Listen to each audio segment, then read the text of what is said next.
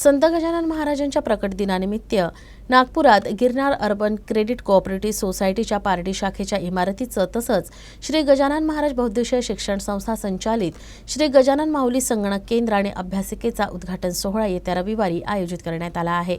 याबाबत Girnar urban credit cooperative society limited आणि नागपूर जिल्हा पतसंस्था व कर्मचारी पतसंस्था सहकारी संघ लिमिटेड तर्फे पत्र परिषदेत माहिती देण्यात आली। गिरनार पतसंस्थेची जवळजवळ 2007 पासून पारडी ही शाखा कार्यरत आहे आणि त्या ठिकाणी नव्याने आम्ही एक जागा गिरनार पतसंस्थेच्या मालकीची जागा आपण त्या ठिकाणी घेतलेली आहे।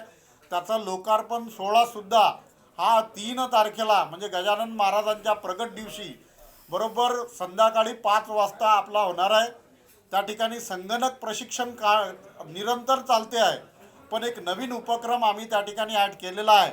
अभ्यासिका स्पर्धा परीक्षेमध्ये जे साधारण वर्गातले जे काही आमचे समाज बांधव आहे त्यांना दिशा देण्याकरता, त्यांना अभ्यासाकरता एअरकूल असलेली जागा त्या ठिकाणी उपलब्ध करून देण्यात आलेली आहे।